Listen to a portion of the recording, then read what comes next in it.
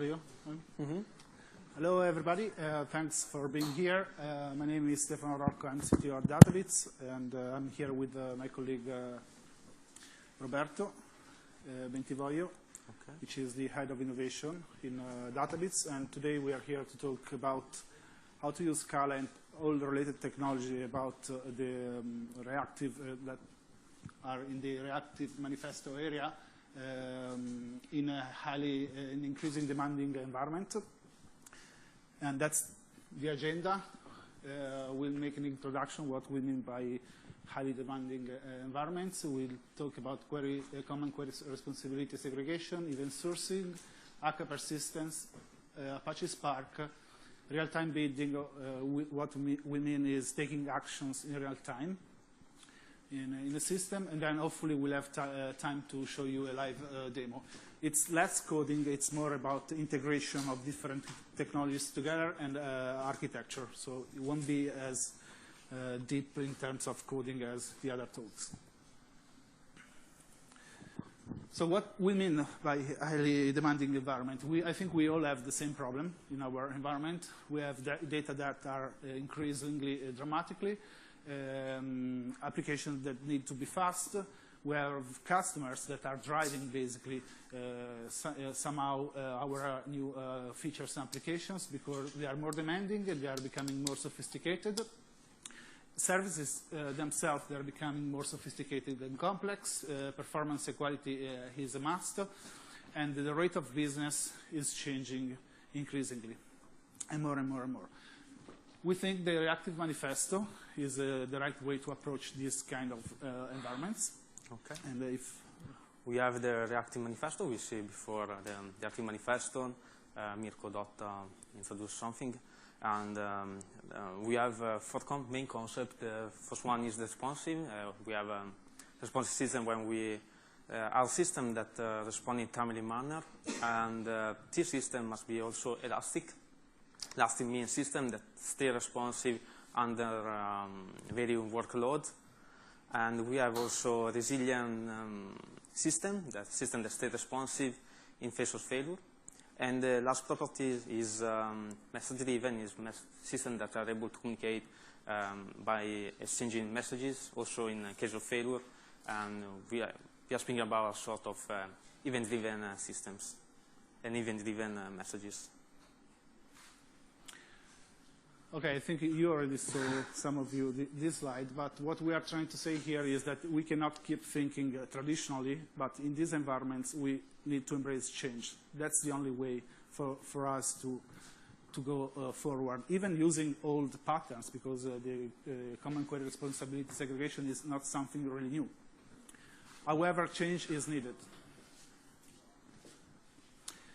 What we are trying to solve here is basically we receive inputs.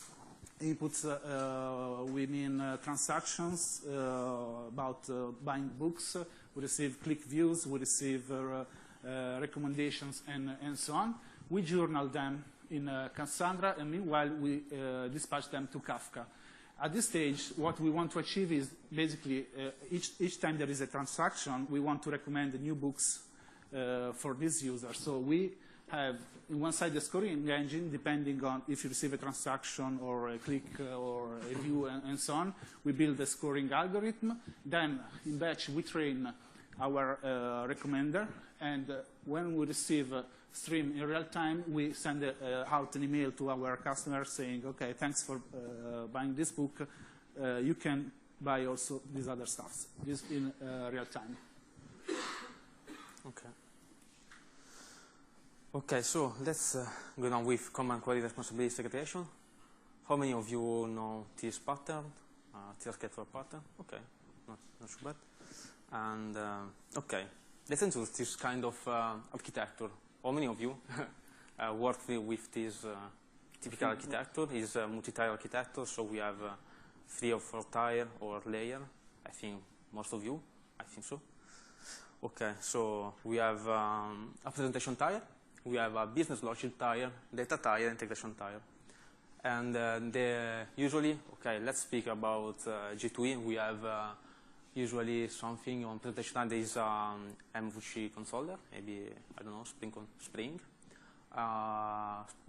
We have business logic tire, or we have all the logic in this layer.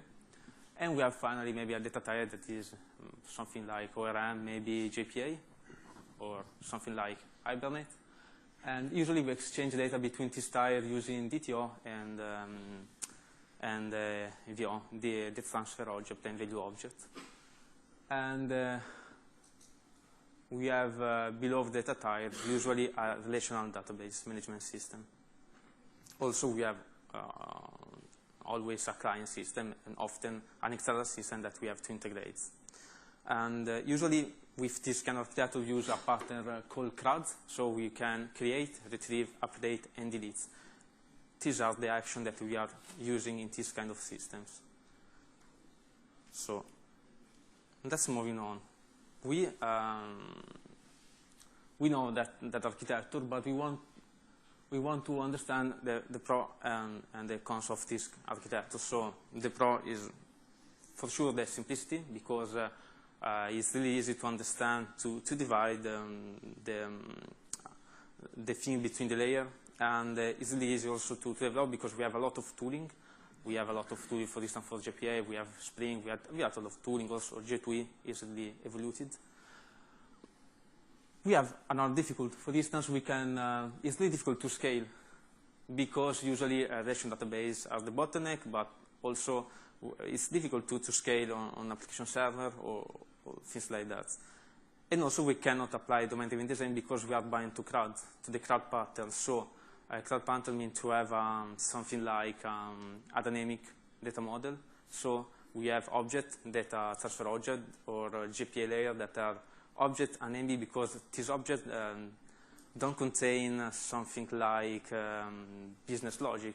We know that object-oriented programming say that we have objects that contain data but also contain behavior, and this is something like not so maybe so clean if we are speaking about object-oriented programming. Okay, we can think different, try to think different like Homer, and maybe we can try to stay away from CRUD application, relational database, J2E or Spring technology or something like that. Okay, let's do common query responsibility segregation. It's originated by Bernard Meyer common query separation principle. They said that we have two kinds of action. One is command on one side. On the other side, we have the query. A command is something that performs an action, so we have to mutate something. On the other side, we have the query that returns data to the caller. If we look at the definition from Bernard Meyer that we are taken from Wikipedia, we said that we have a method that should return a value only if they are defined as transparent. So it's something that is bind to functional programming, and also without side effects. So we can think about it. We are really near something, concepts that are near to functional programming. Also, CQRS is something that has been defined from Greg Young. You can find on the web a good PDF from Greg Young. I taken this maybe old architecture from that PDF. CQRS is not a new concept. It's around since years. But anyway, we can see the architecture. We have a client. We have two main actions. On this one side, we have commands. On the other side, we have query. In this case, we have two different data storage because we are keeping the data storage for the command, so to save the data. On the side, we are keeping a data storage to read the data. This could bring a lot of benefit that we can see later, but anyway, on the other, in this side, we have more or less a CRUD application, a CRUD architecture. So, command are write services, so we change status. We obtain something like change a status, and the status change in the application. On the other side, we have query, that is a read service, and the status, in this case, get status, and the status is retrieved from the application. Main architectural property of common query responsibility segregation is, for instance, consistency. If you speak about command, consistency is obtained by definition.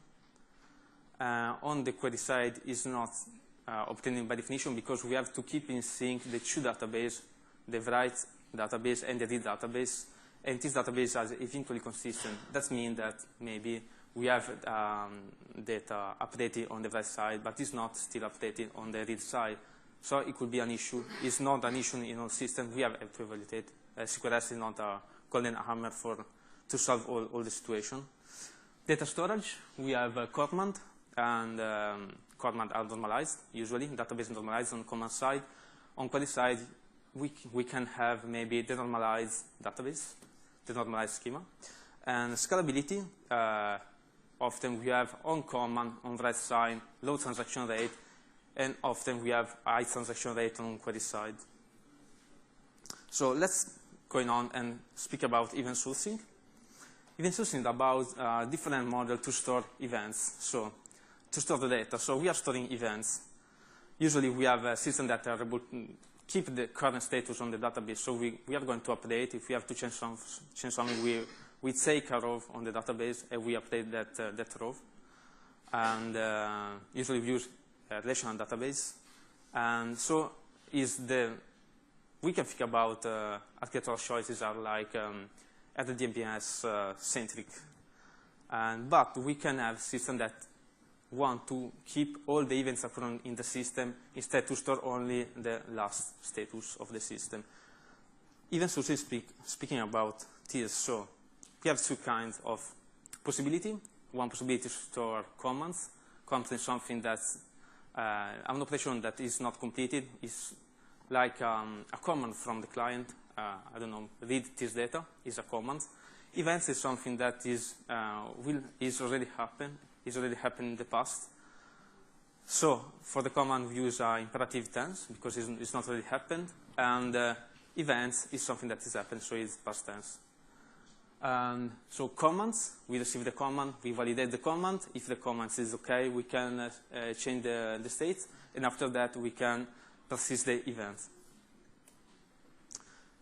So an informal definition, we have to append all the data because we are storing, for instance, events or command. We append this data, so we store every time a new data on the database. So we append to a journal commands in case we received something and we want to store commands, or events if we want to store something that's already happened. Instead to storing the last status, the current status of the application. So it's something that is going incrementally in the time. Example, we receive a command to create an account. We create account created, so this is an event. We create an account. We deposit 100 euro. We withdraw 40 euro, and we deposit 200 euro. In a CRUD system, we store only the last. Usually, we have a table that keep the available amount of our account, and we keep in this data 260. And maybe we have another table. Usually we have, because we know the banking system that we keep all the events occurring in the system. But we can this in another way. So storing only all the events without storing only the last status. And in this case, we have 3 events happen about the money that we move in our account. We have 100, 40, and 200. So to get the last status, the current amount, we have to recover, reload all the messages happening in the system. Usually, the current status is only kept in memory. So when we shut down the system, we lose the current status, and we have to reload all the messages to recover the current status, the current amount of our account. So event sources, which is the main properties of this kind of architecture, we are no deletes, because we see here that if you want to delete the account, we append to our event log another event that is delete account or withdraw money. And we can have a good performance scalability because we are only appending data on a database, so we are not mutating the database. And it's also more easy to scale out this kind of database application. We have horizontal partitioning the sharding that is more easy to obtain with this kind of application.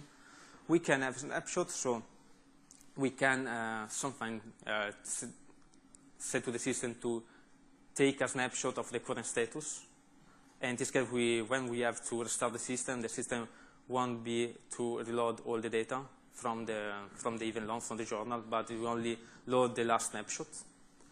So this is a feature that usually we have in event sourcing.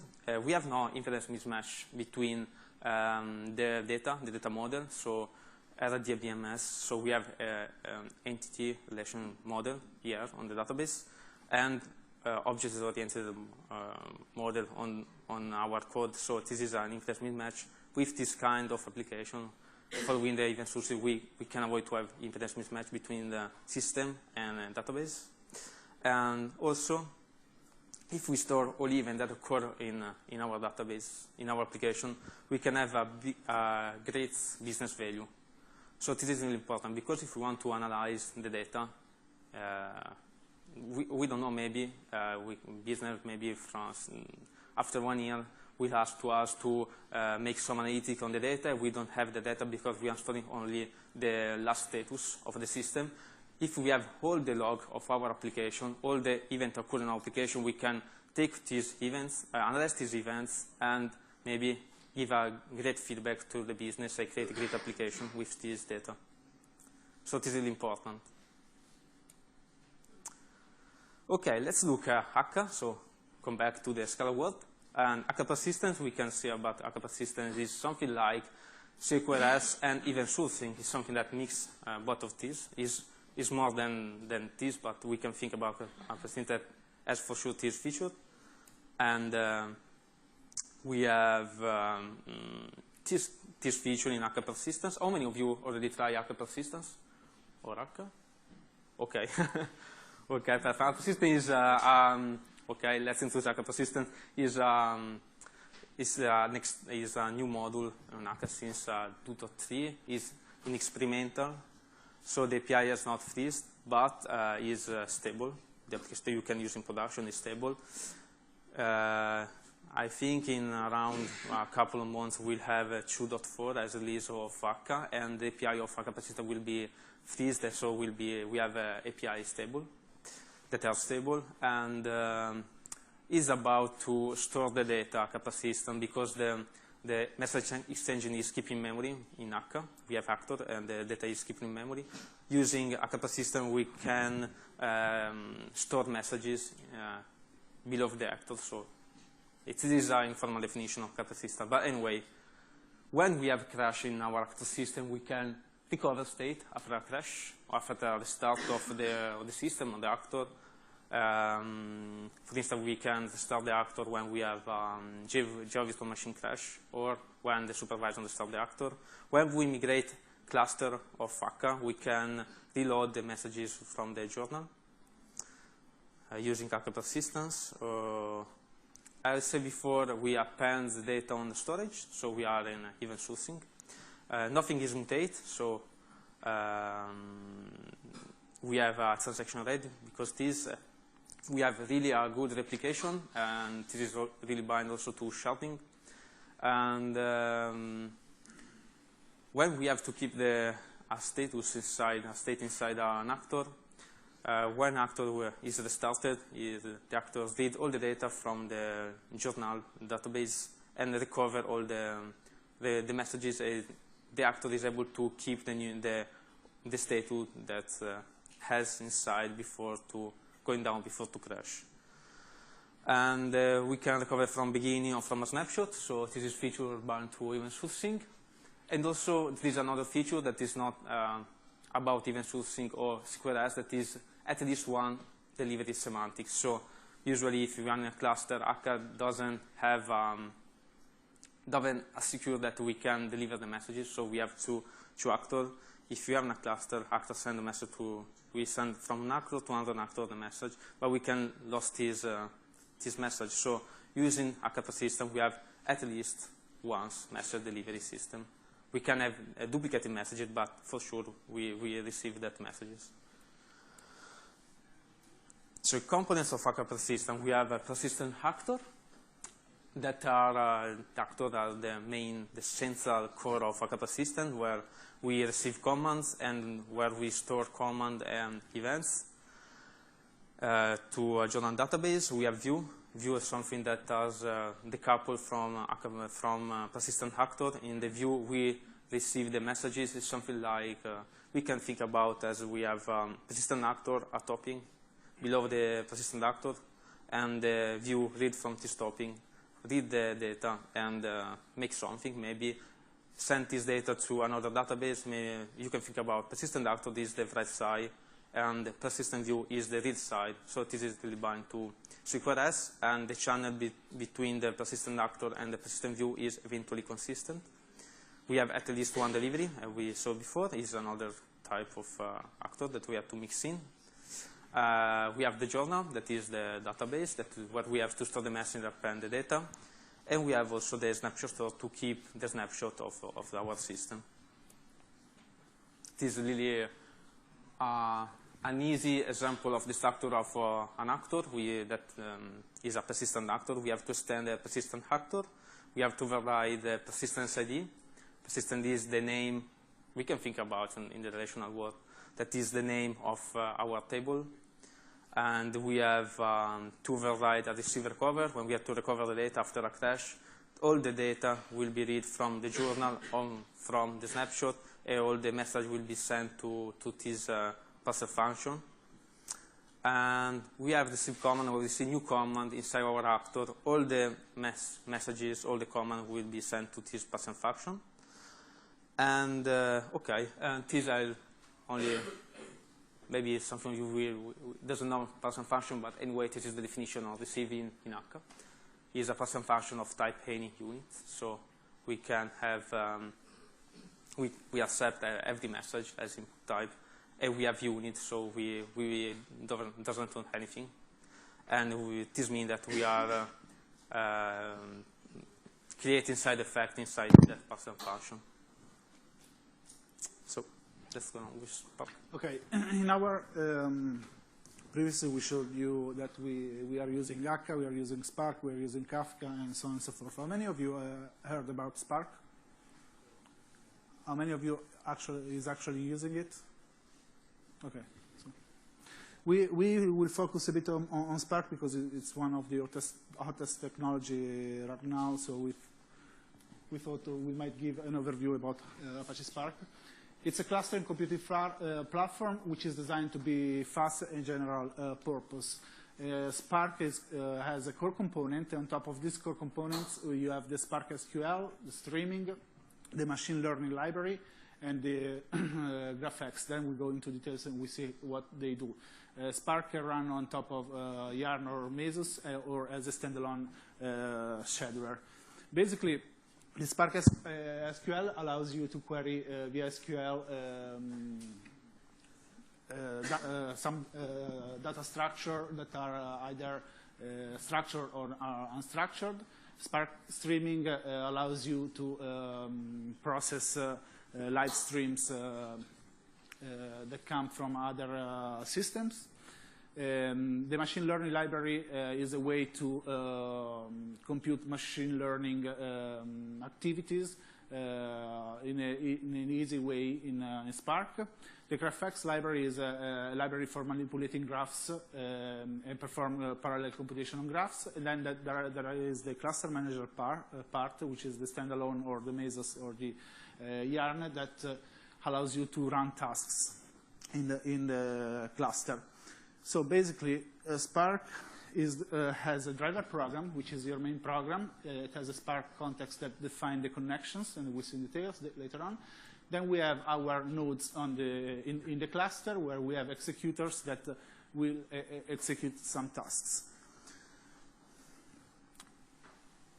One important concept in Spark is the RDD, which is a collection of immutable, distributed collection of data, which is immutable, and it's spread across the cluster. It's resilient because it can be recreated each time there is a memory loss, thanks to the fact that transformations are lazy, and we'll see it later.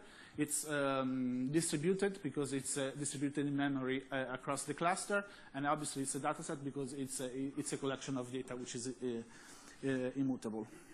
In Spark, you have two types of operations.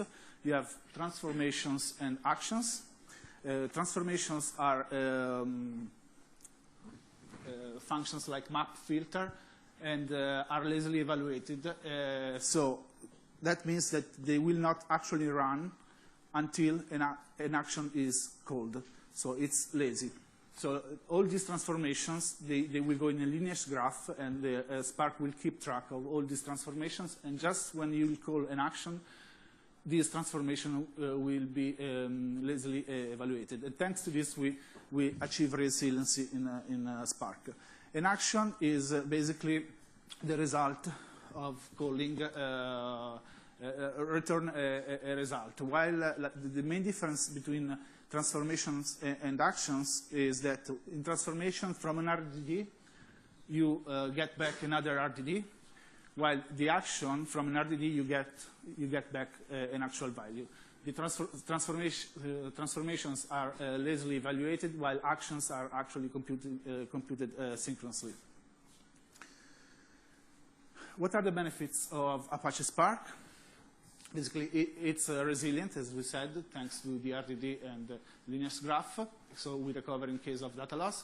It's very fast because it uses the memory, but it can be configured also in other ways to use disk as well.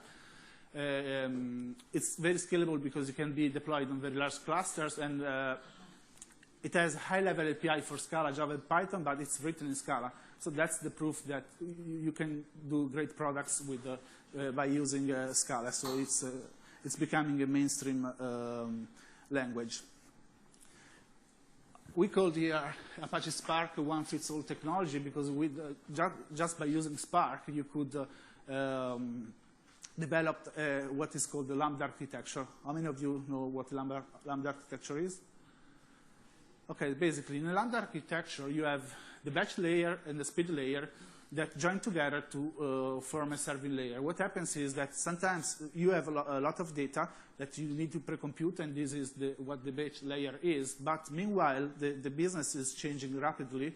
Maybe information about the user, critical information about the user, you need to have this information in a real-time world so that you can adapt your batch results with a new, and update these results with the new information coming in. So we can use Spark with the Spark core components, and we can use Spark streaming in conjunction with the batch side to join the two data together. And just by using Spark, you can do both.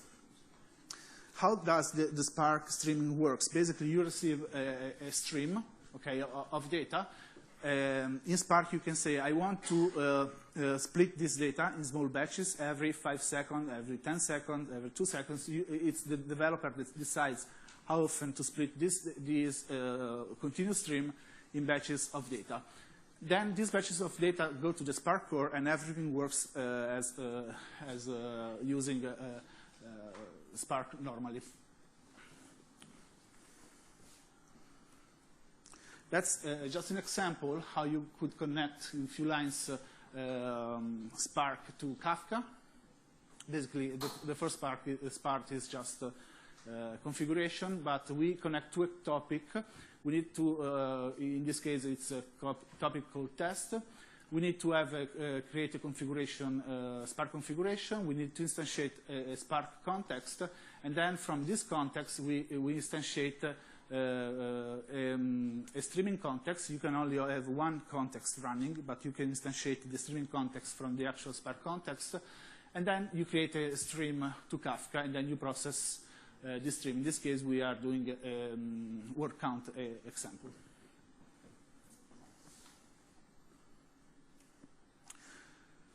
So, going back to our example, we use Spark here. So for the batch, the real time, and for this scoring engine, because in Spark, for recommendation on the nome, if you know how a recommendation works, you can do implicit trading on on a model or explicit training. The difference is basically that with explicit, you assign a score to a book, by a user assign a score to a book, a rating, basically. With implicit, you can join different information. I don't know how many books he has bought, how many views, how many times the user went to look at that page. If, for example, if you go 20 times to visit a book about Scala, that means that you might be really interested about Scala and so on. And you can join all this information together to score implicitly the engine. Here we have Spark Patch, so we have a pre-computation of our historical data. We take, for example, last 6 months training data, and the predictions are made in real time. So each time we receive a new transaction, we use the training data to predict which one are the best books we should recommend. The problem with this works, but we cannot update today. Today we can not update the training data in streaming. It's something that is still not possible, at least for some algorithms. But they are working on that. Just a couple of other things. Can I add a little bit about the hacker persistence? Yeah. Here, because what's happening here? We are using hacker persistence because we are receiving the input from the system, from the client. So we are using event sourcing and SQLs. So the thing is that we are using Kafka as storing engine, as journal storing engine below hacker persistence. So we are storing all events. Kafka is persistent as topic, and we have to take a snapshot because usually Kafka can be empty after some days. But anyway, the thing is that we can store messages in this topic, and this topic can send messages to the publisher. And the publisher is another actor that is a view, and the view receives the messages from Kafka, and this message can be sent to a Spark system for analytics, can send to another maybe another Kafka topic that will be used from other systems. But anyway, the thing is that we are using a Kafka system to keep all the events occur in the application. This is a big analytics enable because we will have all the data inside Cassandra, because from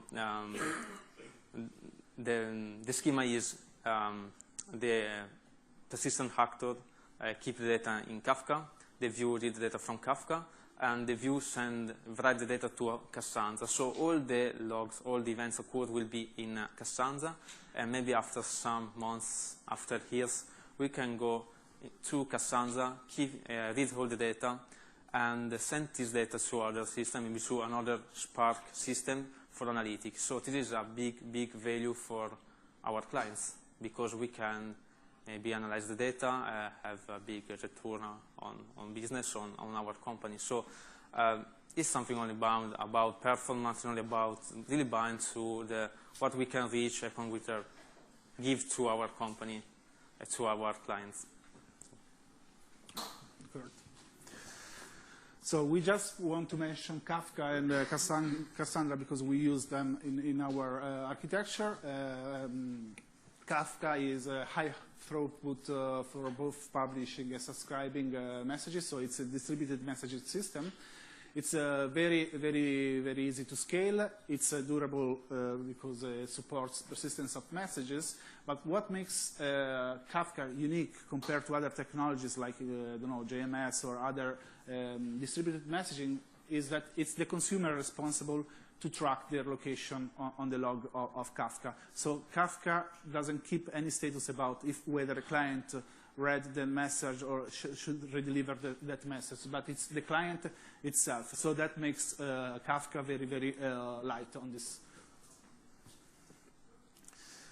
On the other side, we used Apache Cassandra. I think it's quite famous right now. It's very elastic. What makes Cassandra, it's an SQL database. It's very fast and very performance are linear.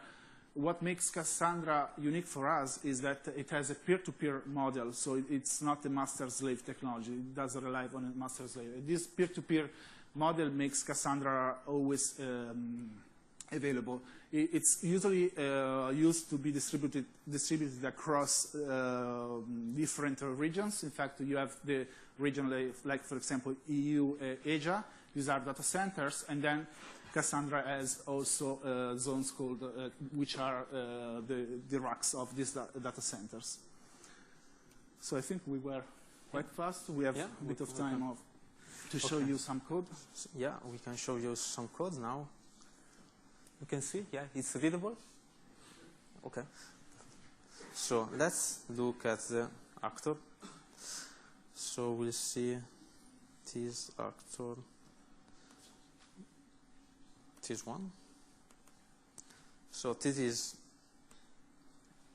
a persistent actor. So this is a hidden truth actor. It's the right side of our CQRS model. And we have, how many of you know of Akka, an actor? Okay, so, okay. To implement an actor, we have to extend actor. And in this case, we have to extend the trait persistent actor because we are in event sourcing. And this actor, it's mixing with actor login that is used for to have asynchronous login inside Akka. We saw before that we have to override persistent ID, that is the name of our persistent store, our table of our, I mean, the same on other, I mean, it could be also the name of our topic. This is really bound to the name of where we go to persist our data. And we have to override this one that is a receive command. So when we receive a command, we can create this parser function. And we have to make a pattern matching. And for this, in this case, we receive a command to buy a book. You can see that is something that is not happen, is imperative, so it's not happen. We have to validate this by book. I didn't validate here, to be honest, because it's really an easy application. And after that, we pass the validation. We have to persist the data. We have only to call this persist methods. And we persist an event. So we are persisting in an event, so we have to use the past tense, in this case, book paths. And in this case, we are going to create a transaction. After that, we call the view bind to this persistent actor. This is by we can do this by using the event stream. Is like a topic inside Akka. Is an actor that is working like a topic, and is a messaging system inside Akka. On the last thing that we have to override the receive recover. So when we have an error, when we have an understand of our actor, we have to create a new parser function, pattern matching.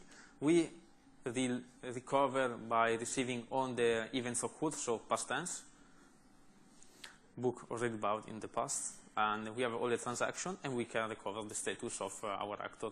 In this example, I'm not keeping a status inside the actor, so it's really easy. It's only to simulate some analytics and send the data to Spark. So, but we can hear something like var and maybe, I don't know, some status here and keep the status. And I can show you now the view. The view must stand a persistent view. We have to keep the view ID is the same name that we have in the persistent actor. So we are bound to the same topic because we are using Kafka. And sorry, the view ID, persistent view must be the same. View ID is the identifier of the view. And we have, in this case, we are simple example, we are using Kafka, and so we are sending message to another topic. So we are using this view as is reading the data from Kafka and putting the data on another topic on Kafka, and this data will be read by Spark. And you can see here we are sending the new data to another topic. We receive the data, so events already happened, and we forward this data to another topic, and this topic will be used by external system, in this case, another application that is written in Spark. Yeah, the good thing is that you could send this event to different Kafka topics for different applications. You have to see Kafka like is serving different applications that can read the same data and do different calculations depending on the application this information is sent. So this is the Spark side? Okay, the Spark side is a bit dirty code, but just to show you how this works. So we are creating SparkConf. So basically we are telling to use as many threads, as many cores my CPU has. We give a name and we say how to connect to Cassandra, because once we have our data, we decided to store them in Cassandra. But once we receive data from Kafka, we want to store this, the output of our recommendation in Cassandra. We could have sent them again to Kafka or to other applications, but just to show you how you can connect Cassandra to Spark in an easy way. So we create our context, then we have ratings data. Ratings data is basically our scores we talked about before. And then what we can do easily with Spark, this is just how to train a recommender. It's a line of code. Okay, you have to pass some configuration for your recommender. You have to find which one is the best way to train the recommender, but that's how you would train a recommender. After that, we take books that all the list of books it's in our catalog. We connect to Kafka, this piece of code I showed you before, but basically the topic is demo. We create a streaming context, and then we use Kafka utils to create a stream. At this point, we can receive feeds from Kafka. These feeds, we said before, are transactions. So we receive a dstream, which is basically a string, which is comma delimited. In this case, we could have received something else, an object as well. At this point, we do a pattern matching on our array, because here we split by comma, and we create a transaction. We have this transaction, as I told you, I'm using, we receive a continuous stream, but we are cutting the string by 30 seconds. So we receive batches of 30 seconds. So at this point, we have another data structure, which is this stream, which contains internally RDDs. And then for each RDD in our transactions, what we are going to do, forget about all these things, but what we want to do is basically this, which is predict. Okay? Here we are doing just some logic to say, okay, if the user already has this book, then don't predict it, don't send a prediction containing that book rather than other filters. But just to show you the recommender part is the 2 lines you need is train the model, okay, and then predict on some data. Okay, take the first 3 predictions sorted by rating, and then save them to Cassandra.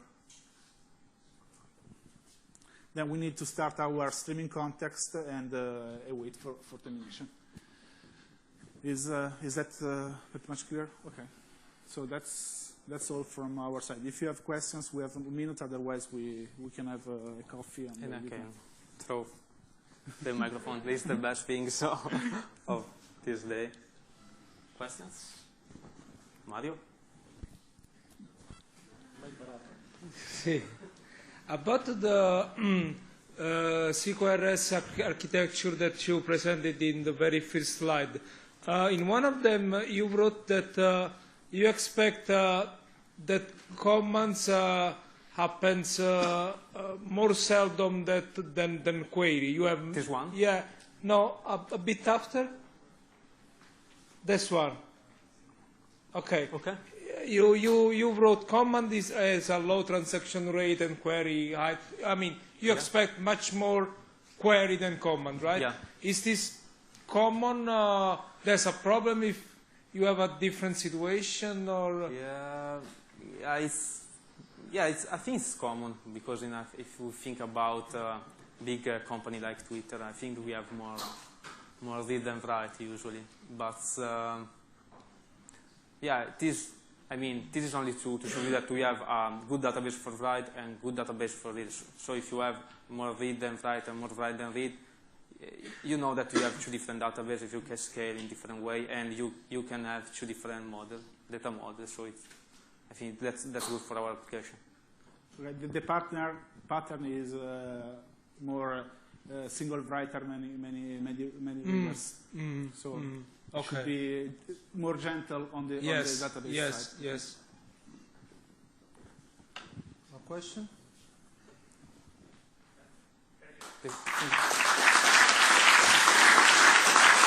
Oh, okay. Sorry. One important thing I forgot. I'm speaking as organizer. We have forgot to say that we have an after party this evening at 6:30. So if you want to come, remember to register to event in Eventbrite, or we can follow us and go to the party. That's all.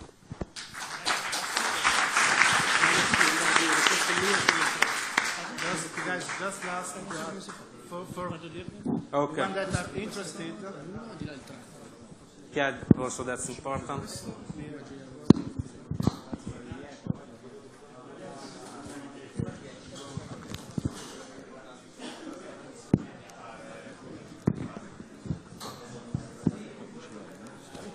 Okay, and we are from Databiz. We decided that, but we are hiding. We are here for Scala. So Databiz is hiding. If you're interested, keep in contact with us. Send an email. Send your CV.